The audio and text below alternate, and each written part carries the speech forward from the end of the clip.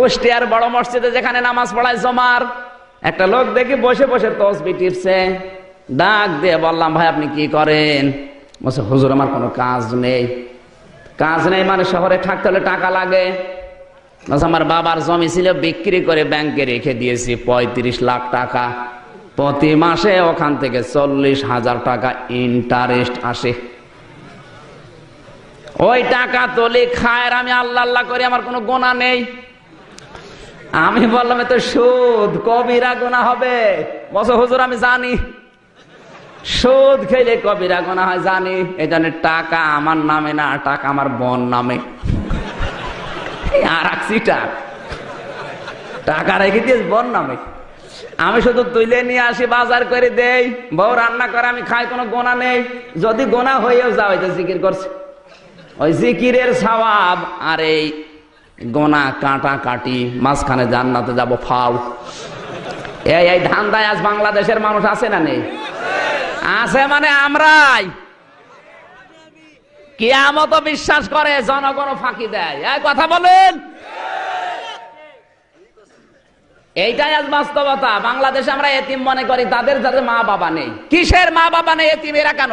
এতিম তো জনগণ, সরকারের কাছে এতিম। মা বাবা নেই, এদের সম্পদ আত্মসাৎ করলে যেমন গোনা হয়, জনগণের সম্পদ আত্মসাৎ করলে ঠিক ওই রকমই গোনা হয়।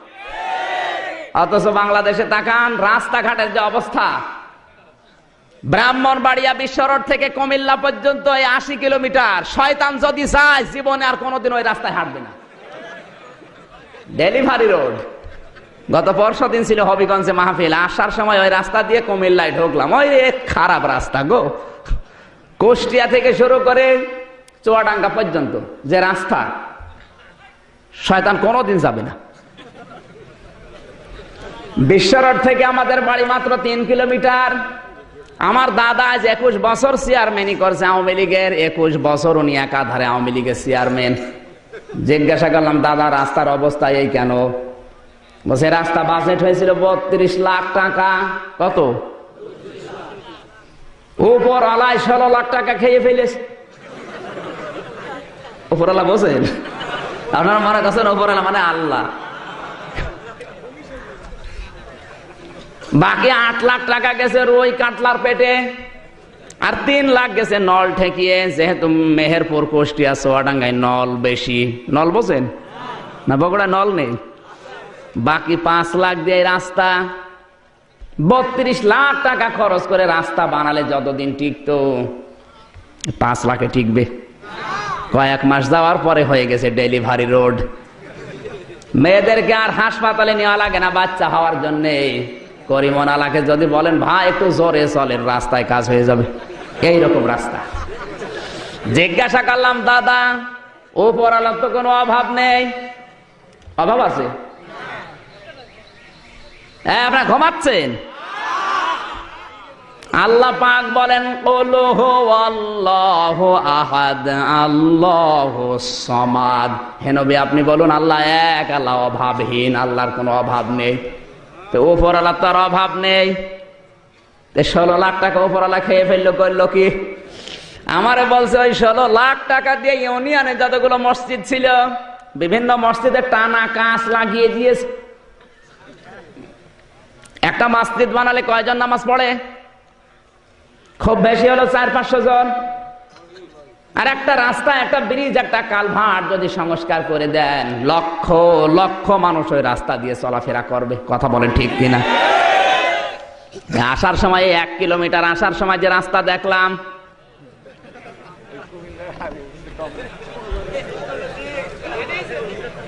এক লক্ষ মসজিদ বানানোর চাইতে 1 কিলোমিটার রাস্তা সংস্কার করে দেওয়া আল্লাহর কাছে অনেক দামি। এ সহজ ইসলাম বোঝে না। মানে রাস্তার টাকা, ব্রিজের টাকা, কালভার্টের টাকা আত্মসাৎ করে মসজিদ বানিয়ে দিচ্ছে। উল্টা বুঝবেন না। কিয়ামত বিশ্বাস করে শুধু ওই মুখে মুখে। কোরআনে কারীম জানিয়েছে, হ্যাঁ নবী আপনি জানেন ওই মানুষগুলোকে কারা? আরাইতাল্লাযী ইউকাযযিবু বিদ্দীন ফাযালিকাল্লাযী ইয়াদউল ইয়াতীম। আরো আয়তা হরফে ইস্তেফহাম, প্রশ্নবোধক চিহ্ন, ইন্টারগেটিভ সেন্টেন্স। এটা হে নবী, আপনি ওই মানুষগুলোকে দেখেছেন যারা কিয়ামত বিশ্বাস করে না? নবীজি বলেন, হে আল্লাহ, আমার কাছে যারা আসে সবই তো মুমিন, কিয়ামত বিশ্বাস না করলে মুমিন হয় কি করে? আল্লাহ পাক বলেন, হে নবী, মুসলমান আপনার কাছে নামধারী আসে কিন্তু কিয়ামত বিশ্বাস করে না তারা যারা এতিমের গলায় ধাক্কা দেয়। এতিমের গলায় ধাক্কা দেওয়া মানুষ আছে না নেই? ধাক্কা মানে গলা ধরে ধাক্কা দেওয়া লাগবে না। আমি আগেই বলেছি এতিম কয়েক প্রকার। মা বাবা নেই এতিম, জনগণ সরকারের কাছে এতিম। সুতরাং দায়িত্বে থাকার পরে যারা তার অধীনস্থদেরকে গলা ধাক্কা দেয়, কারণে অকারণে অপমান করে, এই মানুষগুলো আল্লাহর কিয়ামত বিশ্বাস করে না। আমাকে নিচে নামা লাগবে? কোন এক দেশে, এই দেশে না, অনেকে মনে করেছে আবার হুজুর মনে হয় এই দেশের কথা বলছে। কোন এক দেশে, যেহেতু অনেকগুলো রাষ্ট্রে এবার সফর আছে, কোন এক দেশের কথা বলছে, কিন্তু ভাই উল্টা পাল্টা মনে করবেন না, মনে করেন সিঙ্গাপুরের কথা বলছে। 3 জন মানুষ এক জায়গায় বসে আছে, একজন মনের দুঃখ নিয়ে কাঁদতেছে, হাওমাও করে কাঁদে। একজন মনের শোকে হাসতেছে, হা হা করে হাসে। একজন হাসেও না কাঁদেও না, চুপ করে বসে আছে মাথা গুছিয়ে দিয়ে। পাশ দিয়ে যাচ্ছিল পুলিশের লোক, বলছে, এই তোরা ষড়যন্ত্র করছি, দেশ বিরোধী। 3 জনকে গ্রেপ্তার করে চলে যাচ্ছে। সাংবাদিকের সাথে দেখা, বলে, ভাই এদেরকে ধরে নিয়ে যাচ্ছেন, এদের অপরাধ কি? এদের নামে কোনো মামলা আছে, কেস আছে, হলিয়াস? বলছে, এরা গুরুত্বপূর্ণ অপরাধী। সাংবাদিক বলে, ভাই আমি একজন পেশায় সাংবাদিক, সকালবেলা রিপোর্ট লিখবো, তো কি লিখবো একটু বলেন না, এদের অপরাধ কি? পুলিশ বলে, না, এরা মারাত্মক অপরাধী, অপরাধের কথা বলা যাবে না। আল্লাহ পাক বলেন, হে নবী, আপনাকে বাঁচানোর দায়িত্ব আমার। যত ষড়যন্ত্র হবে, আপনাকে আমি আল্লাহ বাঁচাবো। জিবরাইলকে ডাক দিয়ে বললেন, যাও, পাথর 2টা যেন আর না গড়ে, যেখানে আছে ওই জায়গায় আটকিয়ে দাও। 1400 বছর আগে ওই 2টা পাথর আল্লাহ আটকিয়েছে, এখনো পর্যন্ত পাথর 2টা অবস্থায় আছে। যারা তায়েফে গেছে জিজ্ঞাসা করবেন। বারবার ওই পাথরের 2টার দিকে তাকিয়ে দেখলাম, আর 1400 বছর আগে ওই হাদিসের দিকে আমার মন চলে গেছে। বিশ্বনবীকে জিবরাইল ফেরেশতা কোলে করে পাহাড়ের পাদদেশে এক পাথরের কাছে গিয়ে ডাক দিয়ে বলে, পাথর, এমন নবীকে নিয়ে এসেছি যিনি দোজাহানের বাদশা, দয়া করে তুমি নবীর জন্য নরম তুলতুলে হয়ে যাও। জিবরাইল ফেরেশতা বলতে দেরি, পাথরটা তোলার মতো নরম হতে দেরি হয়নি। এখনো যারা দেখতে যায় ওই পাথরটা নড়ানো যায় নাকি? অথচ দূরে থেকে মনে হবে 20-22 জন লোক লাগবে নড়াতে। একেবারে তোলার মতো পাতলা করে নবীর সম্মানে আল্লাহ করে দিয়েছে। হযরতে আয়েশা বলেন, মাঝে মাঝে নবীর পিঠে আমি তেল দিতাম, দেখি কালো কালো চাকা চাকা দাগ। ডাক দিয়ে বললাম, হে নবী, এই কালো দাগ কিসের? বিশ্ব নবী বলেন, আয়েশা, ওদের তায়েফের ময়দানে কোরআন হাতে নিয়ে প্রচার করতে গিয়েছিলাম, ওরা আমাকে পাথর উপহার দিয়েছিল। ওই পাথরের আঘাতগুলো এখনো কালো কালো চাকা চাকা গর্ত হয়ে আছে। আমার শরীরে কোনোদিন বসন্ত হয়নি, ঘা পচড়া হয়নি, এমনকি মশা মাছি পর্যন্ত আমার শরীরে বসেনি। হে আয়েশা, কি আমাদের ওই কঠিন ময়দানে আমার জীবনের কিছু যদি আল্লাহর কাছে ভালো না লাগে, পিঠের চাদরটা উঁচা করে আমার আল্লাহকে দেখাবো। রব্বুল আলামিন, তোমার যদি কিছুই পছন্দ না হয়, আমার পিঠটার দিকে তাকাও, তোমার কোরআন প্রচারের ফল এটা। তুমি অন্তত আমার পিঠের দিকে তাকিয়ে হলো আজকে আমার উম্মতকে মাফ করে দাও। এই নবীকে গালি দেয়, একটা প্রোটেস্ট দূরের কথা, একটা বিবৃতিও আমরা দিতে পারি না। গত কয়েকদিন আগে এক কোলাঙ্গার কবি বলে গোনা হবে, কবি সৈয়দ শামসুল হক, কে রেখেছিল এই নাম আল্লাহ জানে। নাস্তিক কয়েকদিন আগে বক্তব্য দিয়েছে, আজানের আল্লাহু আকবার শুনলে আমার এত শরীর খারাপ হয়, মনে হয় কাককে বলি তুই কা কা কর। আরে শয়তানের জানাজা হয়, এর জানাজা দিয়েই কি আর না দিয়েই কি, অত এমনিও জাহান্নামে যাবে, অমনিও জাহান্নামে যাবে। যার আল্লাহু আকবার ভালো লাগে না, ওকে জান্নাতে দেবে আল্লাহ কি দেখে বলেন? কিয়ামতের ময়দানে হযরতে বেলালের এই ঘাড়টা উঁচাতে থাকবে নাকি? আল মুয়াজ্জিনুনা আতওয়ালুন নাসি আনাকা ইয়াউমাল কিয়ামা, কিয়ামতে সবচাইতে গলা উঁচু থাকবে কাদের? কেন? মুয়াজ্জিন যেহেতু বলে আল্লাহু আকবার, এজন্য ওর ঘাড় পর্যন্ত আল্লাহ কিয়ামতে উঁচা করে দেবে। আজ যারা বাংলাদেশে আল্লাহু আকবার মানতে চায় না, সহ্য করতে পারে না, ও নাস্তিক ও মুরতাদ মারা গেলে ওর জানাজা দরকার নেই, গরু ছাগলের মতো পুঁতে রাখবে।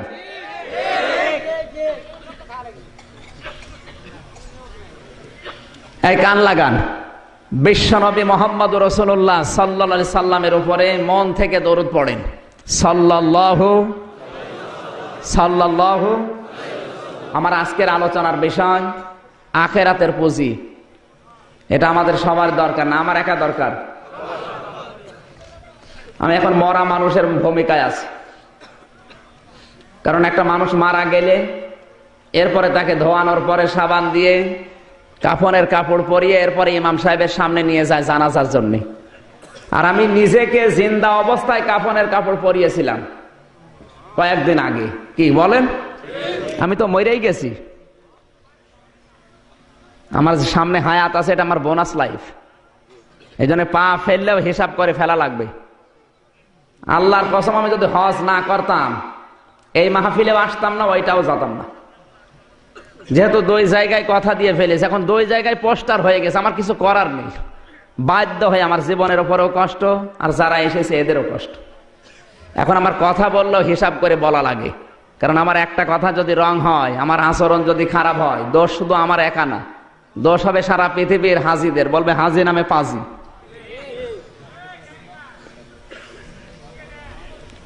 সম্মানিত ভাইরা, এই জন্য আজকের তেলাওয়াত কিন্তু আয়াত খুব গুরুত্বপূর্ণ।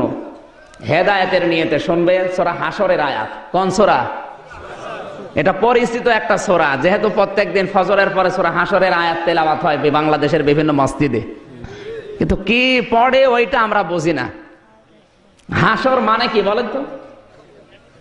এক জায়গায় হওয়া, একত্রিত করা। কিয়ামতের ওই ময়দানে, হাশরের ওই ময়দানে জবাব দেওয়া লাগবে নিজের জীবনের কর্মকাণ্ডের, এর নাম হাশর।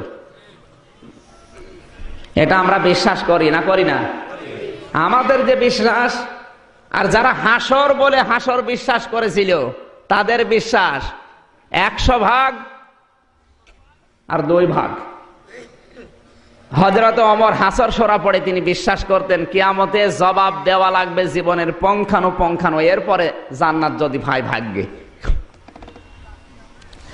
সূরা হাশর পড়ার পরে তার যে অভিজ্ঞতা লক্ষ্য করেন।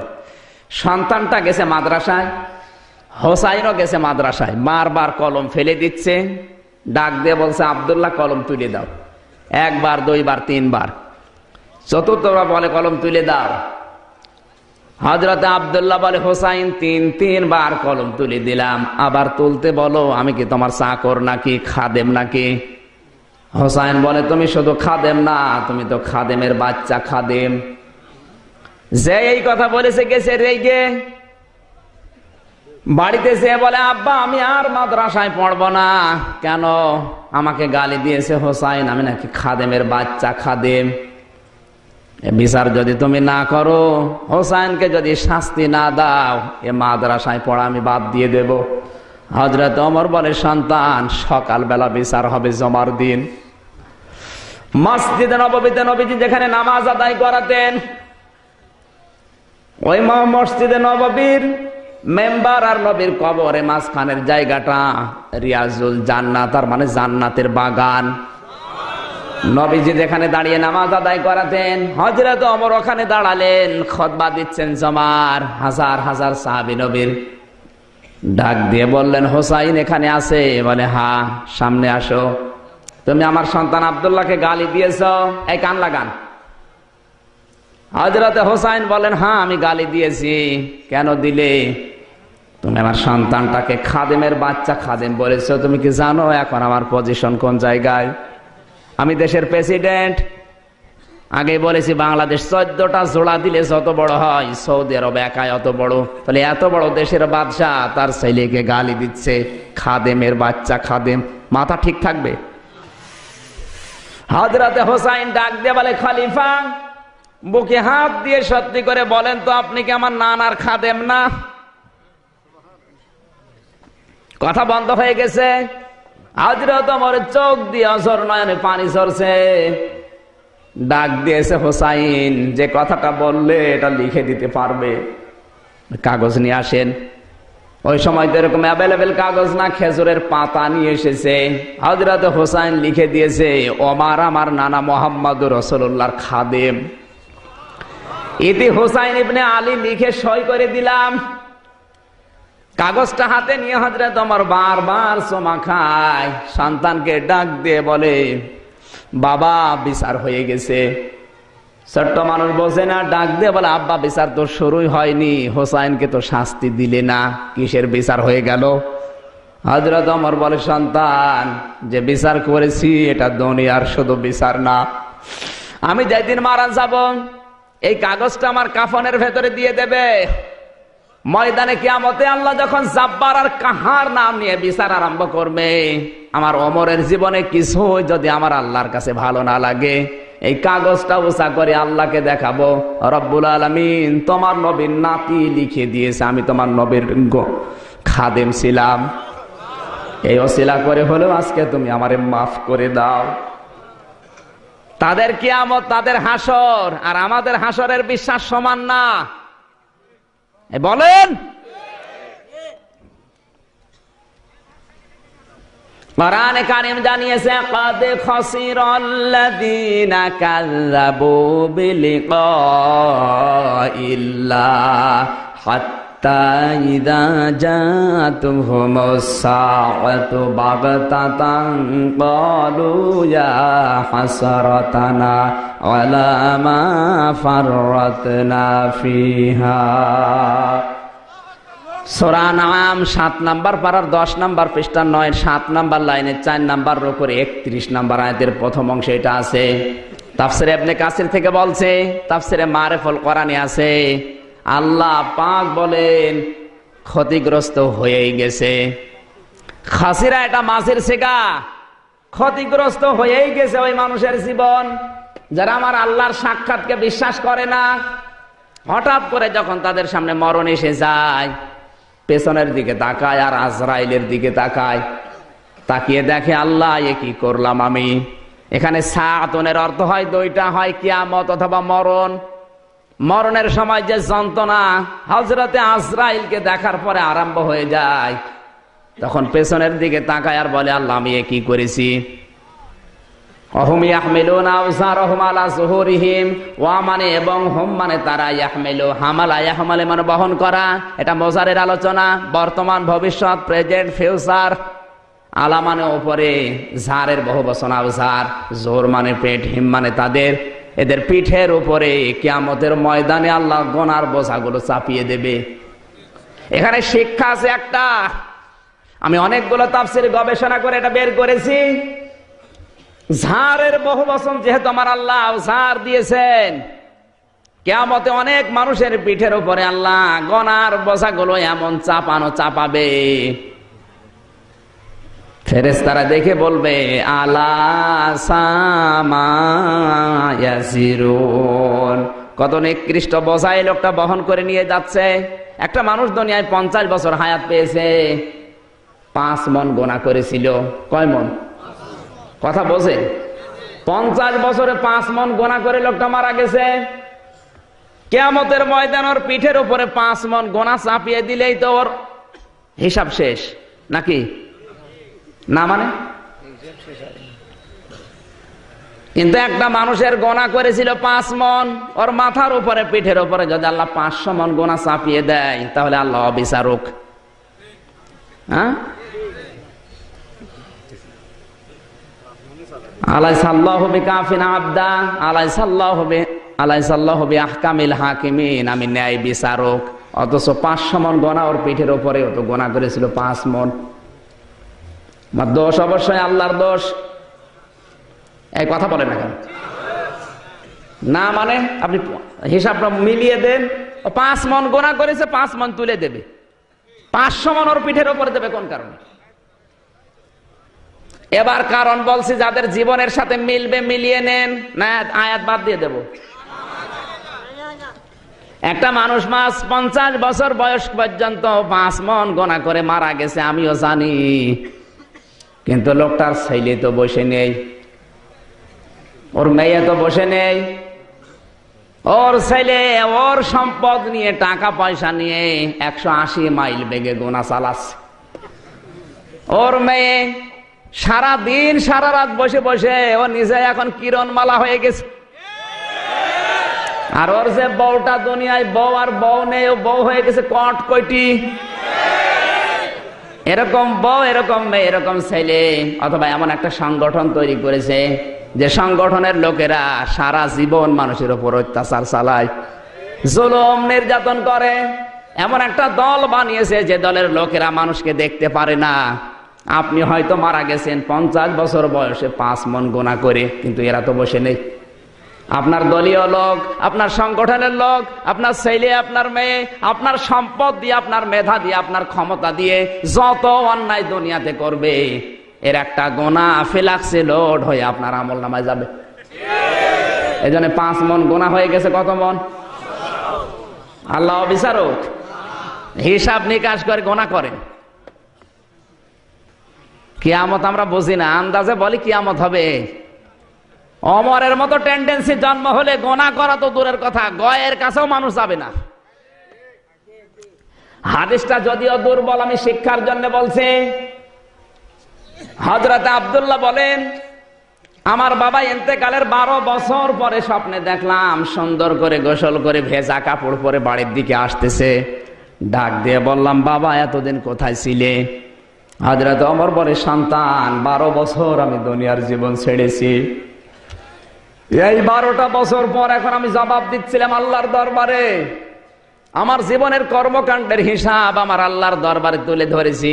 মহান আল্লাহ শেষ পর্যন্ত আমাকে তার গাফফার নামের ওসিলায় মাফ করে দিয়েছে। এখন আমি জান্নাতের নহর থেকে গোসল করে জান্নাতের এই কাপড় পরে জান্নাতে যাচ্ছি। আমার ভাইরা, যেই লোকটাকে পৃথিবীতে জিন্দা অবস্থায় জান্নাতের গ্যারান্টি আমার আল্লাহ পাঠিয়ে দিয়েছেন, 10 জন মানুষ জান্নাতের সার্টিফিকেট পেয়েছে জিন্দা অবস্থায়। হযরত ওমর তার ভেতরে 2 নাম্বার। যে রাস্তা দিয়েছে তো 40 দিন শয়তান ওই রাস্তায় যেতে ভয় পেত। নবীজি জানিয়েছেন, আমার পরে যদি কেউ নবী হয়, ওমর আমার আল্লাহর নবী হয়ে যাবে। পৃথিবীতে এত বড় কথা কোন সাহাবীর পক্ষে নেই, এত সম্মান যার। বিশ্বনবী মাঝে মাঝেই বলতেন, আকাশের তারকা দেখতে পাও, 1 দিন 2 দিন 3 দিন গণনা করবা, হয়তো একদিন শেষ হয়ে যাবে তারকা। কিন্তু ওমর মুসলমান হওয়ার পরে যত ভালো ভালো কাজের আঞ্জাম দিয়েছে, কিয়ামত পর্যন্ত মানুষ ওমরের নেকি গণনা করবে, শেষ হবে না।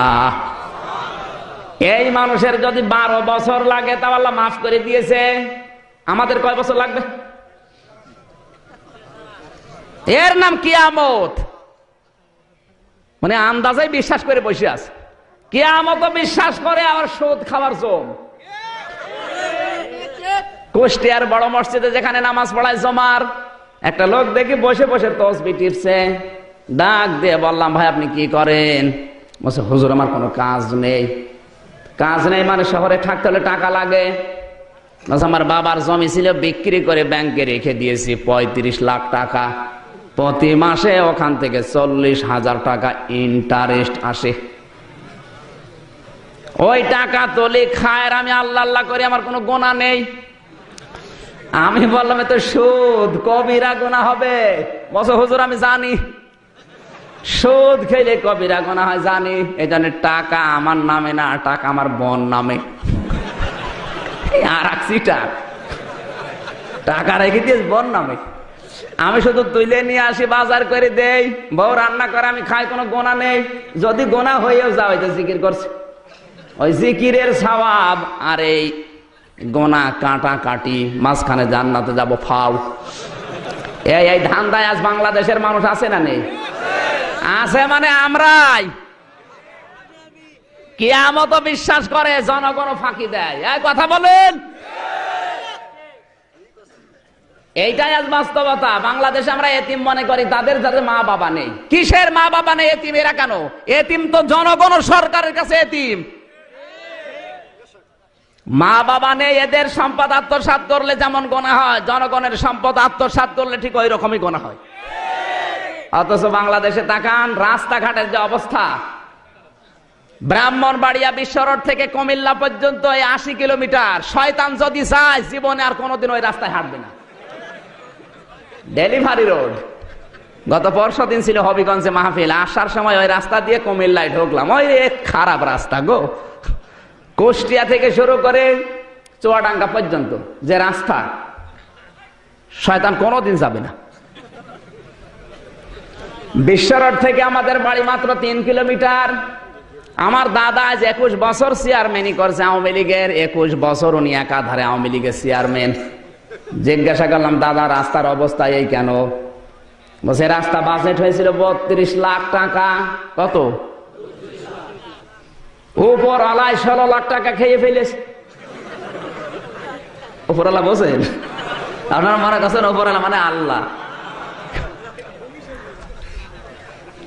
বাকি 8 লাখ টাকা গেছে রুই কাতলার পেটে, আর 3 লাখ গেছে নল ঠেকিয়ে। যেহেতু মেহেরপুর, কুষ্টিয়া, চুয়াডাঙ্গায় নল বেশি।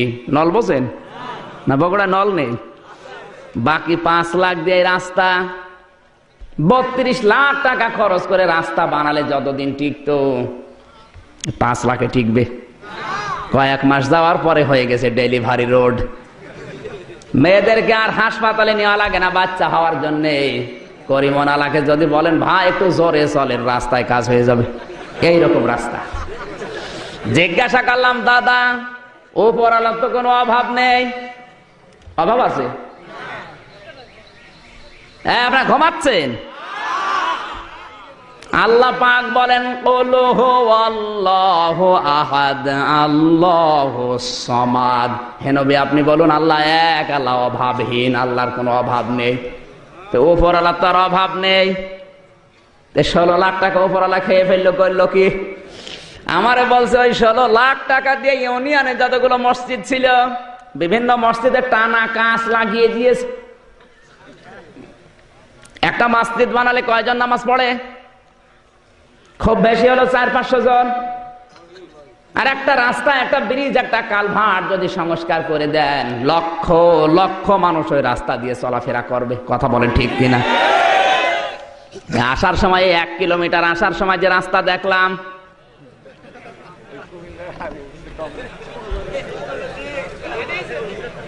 এক লক্ষ মসজিদ বানানোর চাইতে 1 কিলোমিটার রাস্তা সংস্কার করে দেওয়া আল্লাহর কাছে অনেক দামি। এ সহজ ইসলাম বোঝে না, মানে রাস্তার টাকা, ব্রিজের টাকা, কালভার্টের টাকা আত্মসাৎ করে মসজিদ বানিয়ে দিচ্ছে। উল্টা বুঝবেন না। কিয়ামত বিশ্বাস করে শুধু ওই মুখে মুখে। কোরআনে কারীম জানিয়েছে, হ্যাঁ নবী আপনি জানেন ওই মানুষগুলোকে কারা? আরাইতাল্লাযী ইউকাযযিবু বিদ্দীন ফাযালিকাল্লাযী ইয়াদউল ইয়াতীম। আরাইতা হরফে ইস্তেফহাম, প্রশ্নবোধক চিহ্ন, ইন্টারগেটিভ সেন্টেন্স এটা। হে নবী আপনি ওই মানুষগুলোকে দেখেছেন যারা কিয়ামত বিশ্বাস করে না? নবীজি বলেন, হে আল্লাহ আমার কাছে যারা আসে সবই তো মুমিন, কিয়ামত বিশ্বাস না করলে মুমিন হয় কি করে? আল্লাহ পাক বলেন, হে নবী মুসলমান আপনার কাছে নামধারী আসে, কিন্তু কিয়ামত বিশ্বাস করে না তারা যারা এতিমের গলায় ধাক্কা দেয়।